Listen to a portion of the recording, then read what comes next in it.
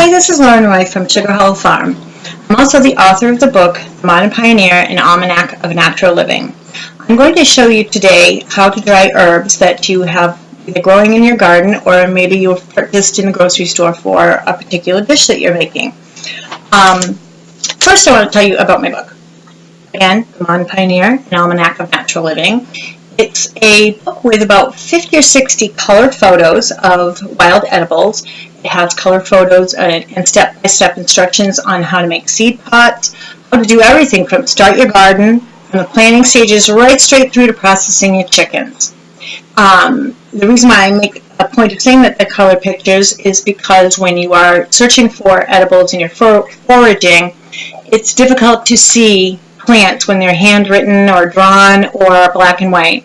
Oftentimes there's an imposter plant growing right next to the edible plant, and it's really hard to tell which is which from a picture. That being said, I wanted to talk to you about your herb garden.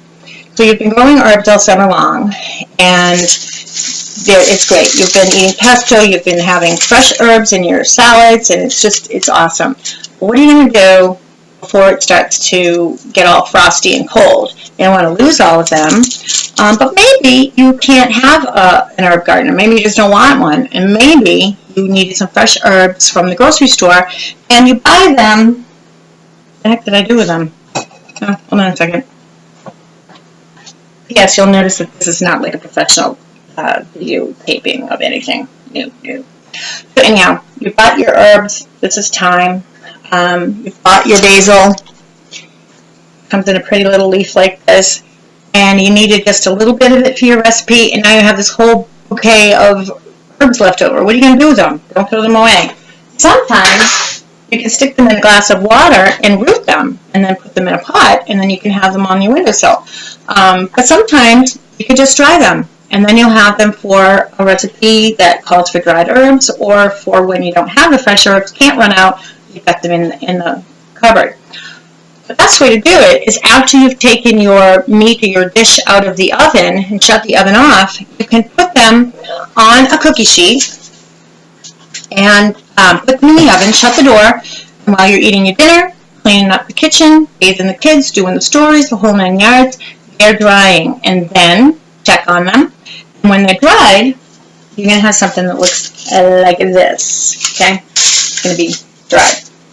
And now what are you going to do with it, right? So I'm going to give you a hint on that. You can take them and strip them. I'm going to turn things around a little bit so you can see now. I'm going to take them and strip them off of the stem into a sieve, like this. Now, my family, like it or not, often gets meals that have sticks in it. And funny story, when they would tell me they were sick, I'd say, okay, if you're sick, you have to drink whatever comes out of the big pot on the stove. Oftentimes, their healing was miraculous. But I do try to get the sticks off and the stems off now, and I definitely do when I package them for resale. So you can just strip them off, put them in a sieve like this, and you're going to just take it, pinch it, and just run it around the sieve. And as you can hopefully see, it comes out the bottom, and running back and forth, running back and forth. And I find in this weather, sometimes I'll dry the herbs and I don't get them to them for a couple of days. When they start getting moist again, I just stick them back in the oven for 5 minutes and on like 200, and they'll dry right back out again. So after you finish going through it, you've got all of the debris in your sieve, and you've got your nice dried herbs in your bowl underneath, and then you can package them. You can either put them in a canning jar or a baggie. What I like to do is sometimes I get those spices like Job Lot's Wallow spice, and they have these that have like the sprinkle top on them, and I wash them out after they're done, and I save them so I have something to put my dried herbs in. And then you can just write on it with a Sharpie or make a label.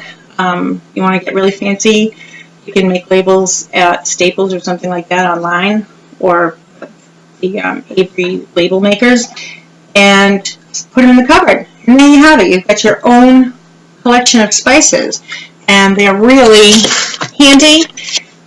And you can have them for the entire winter until it's time to grow fresh herbs again. And that way you won't have a bottle of old spices. I think my first apartment I had my mother's canned marjoram, and I think when we moved, I still had the same can, and it was like 30 years old. I don't know what I was thinking. Now they still retain the flavor, so it's not old, it's not yucky. You could toss them or whatever. You can also, they'd be great gifts for Christmas. I want to show you my packages of herbs. Very simple. Avery sells this little thing. It's got the sticky thing. It's got the little pegboard. I made the labels online. And this one's for yarrow tea, which I will show you about next time, because that's another free food. This one's a package of thyme. And I'm telling you, that was like 4 cookie sheets full for a half cup of thyme. Another thing that you could also do is take your basil, take your oregano that you've been growing, maybe you have a couple hot peppers on the vine still, cut those up, dry them all up, and do the same thing, grind them up. Maybe the peppers you got to grind up in the blender or something like that. Keep the seeds, that's where the capsaicin, where the heat is, and make your own Italian seasoning. Great one-stop shopping for the pizza, for the spaghetti sauce. And it's an awesome way of getting your spices done. So that's that. That's for basil. Next time, I think maybe I will do a yarrow tea, and that's going to require a field trip. So catch me next time. If you want to get the book, The Modern Pioneer, an Almanac of Natural Living, you can get it on Balboa Press. You can get it through Amazon.com or BarnesandNoble.com. And if you buy the book, I give one free workshop. So if there's something that you just really want to have more lessons on, more understanding about, or you just don't get, we can do it through Skype. I can come to your house if you're local. You can come to my house if you're local. Whatever, we'll figure it out. And it really is a great addition to purchasing the book. Thank you so much. See you next time. Bye.